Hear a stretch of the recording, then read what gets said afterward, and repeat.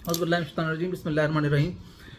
आज हम बजट को टोटल डिस्कस कर रहे हैं कि हमारा जो फेडरल बजट आया है 2025-26 का वो कैसा है। आज के लेक्चर के अंदर क्या करें, ओवरऑल बजट की परफॉर्मेंस को डिस्कस करेंगे कि ये बजट के टोटल आउटले क्या रहा है, मेन चीज़ें क्या आई हैं, और इंशाल्लाह अगले अपने लेक्चर की सीरीज़ को हम जब करेंगे तो उसमें हम जो है आइटम वाइज डिस्कस करेंगे कि एक आइटम को लेके कि जो उसमें जो है वो क्या हुआ है, क्या पब्लिक पे इम्पैक्ट आएगा, इकोनॉमी में क्या इम्पैक्ट आएगा, वगैरह वगैरह। तो अगर आप हमारे चैनल को चाहते हैं कि जी आपको इस तरह की मालूमाती वीडियो मिलते रहे तो हमारे चैनल को लाइक भी करें और सब्सक्राइब भी करें। औज़ुबिल्लाहिमिनश्शैतानिर्रजीम बिस्मिल्लाहिर्रहमानिर्रहीम रब्बिश इश्रह ली सदरी वयस्सिर ली अमरी वहलुल उक़दतम मिन लिसानी क़ौली। डियर व्यूवर्स, आज हम पाकिस्तान जो बजट है 2025-26 को डिस्कस कर रहे हैं। जो टोटल एक्सपेंडिचर का जो आउटले है वो 17.6 ट्रिलियन है, यानी 17,573 बिलियन। और डिफेंस एक्सपेंडिचर जो इसके अंदर क्या कहते रखा गया है वो 2,550 बिलियन है। सूद की अदायगी के लिए जो है वो 8,207 बिलियन है, यानी 8.2 ट्रिलियन। पेंशन के लिए जो है वो 10,550 बिलियन, यानी कि 10,550 बिलियन क्या कहते रखे गए हैं। एनएफसी शेयर के लिए 8,206 बिलियन, यानी 8.2 ट्रिलियन रखे गए हैं। सब्सिडी के लिए 1.186 ट्रिलियन, यानी 1186 बिलियन रखे गए हैं। सिविल और जो एक्सपेंडिचर है गवर्नमेंट के अखराजात है उसका पूरा करने के लिए 971 बिलियन, 971 बिलियन रखे गए हैं। अदर इमरजेंसी को मीट करने के लिए 359 बिलियन रखे गए हैं। फेडरल पब्लिक सर्विस फेडरल जो बेसिकली जो सेक्टर डेवलपमेंट प्रोग्राम होता है उसके लिए 1000 बिलियन रखे गए, यानी 1 ट्रिलियन।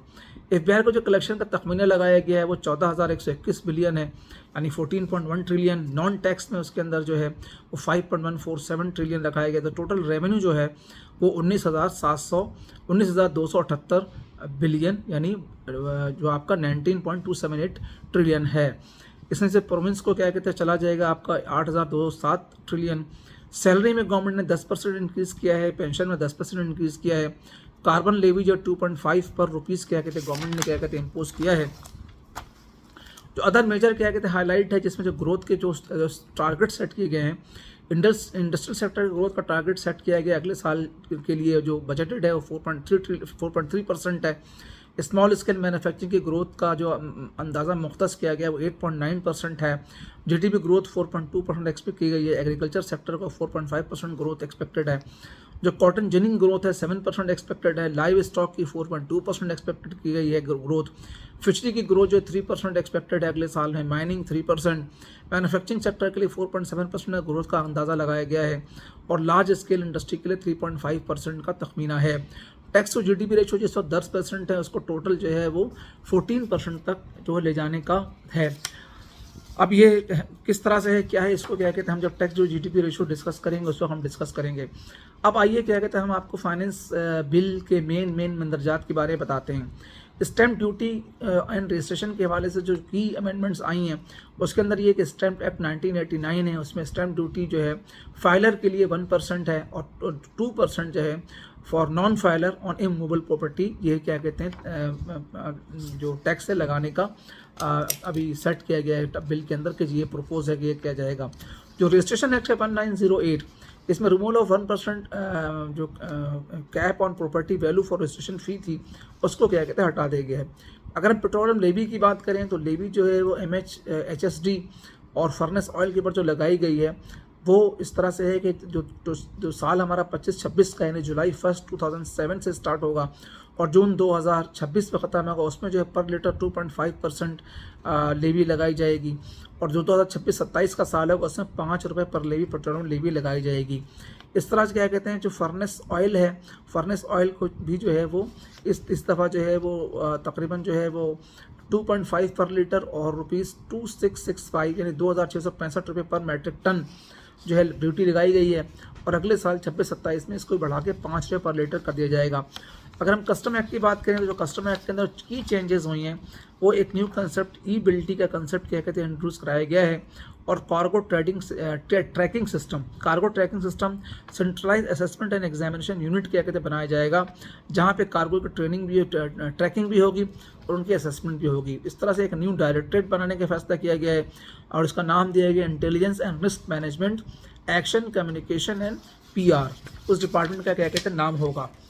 उसके बाद जो है वो कुछ पीनल प्रोविजंस भी क्या कहते हैं इंट्रोड्यूस कराई गई हैं कस्टम एक्ट के अंदर। उसमें यह है कि presumption of smuggling for tempered chases तो मैंडेटरी फॉर 50% पे ऑर्डर फॉर स्टे ऑर्डर, यानी कि अगर क्या कहते हैं आपको कोई ऐसा केस आपके ऊपर अगर बनता है कस्टम में इनलैंड रेवेन्यू के अंदर जिसमें आपके ऊपर चार्जेस हों कि आपने जो स्मगलिंग की है या चेसेस को टेम्पर्ड किया है, तो अगर आप उसके अपील के लिए क्या कहते हैं जाएंगे या आप स्टे ऑर्डर के लिए जाएंगे तो आपको जो है 50% जो है पे ऑर्डर जमा कराना पड़ेगा पीनल प्रोविजन का for stay of the order.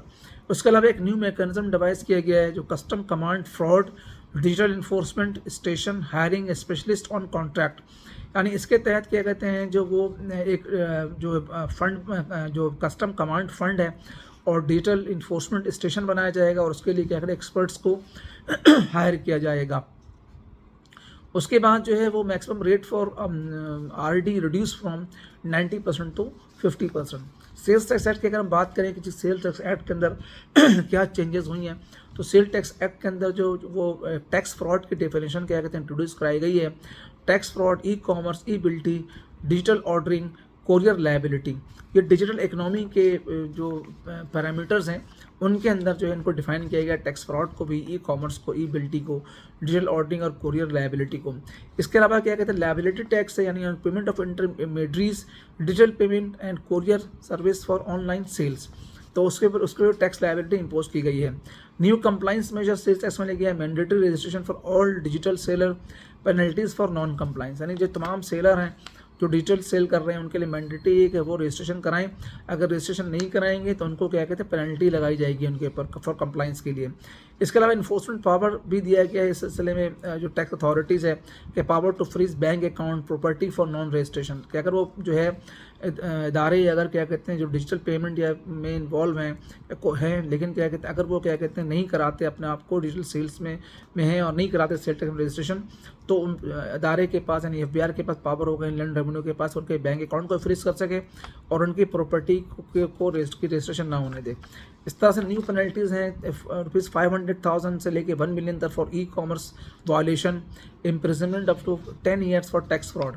जैसा कि आपको बता चुके हैं कि आज की वीडियो के अंदर हम जो है सिर्फ एक समरी आपको बता रहे हैं कि जी कौन कौन से क्या कहते हैं गवर्नमेंट ने क्या कहते हैं मेजर्स क्या कहते हैं लिए, और अगले इसके वीडियो के अंदर जो हम जो आपको जो है बताएंगे कि इसमें डिटेल डिस्कस करेंगे हर क्लॉज को।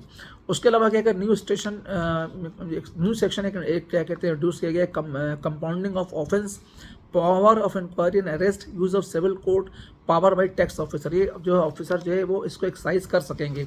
उसके अलावा क्या कहते हैं जी appointment of experts auditors through direct engagement, board or commission is empowered to appoint experts for assistance in audit, investigation, litigation or valuation. Furthermore, board has also been vested the power to appoint auditor not more than 2000 in number through direct engagement or through third party। 2000 से ज़्यादा क्या कहते हैं expert और auditor को जो है क्या कहते हैं बोर्ड हायर कर सकेगा।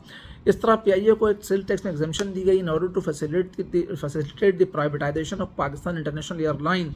It is propose to grant exemption from the payment of sales tax on the import of lease और एयरक्राफ्ट। तो हम ये वीडियो जारी रखेंगे।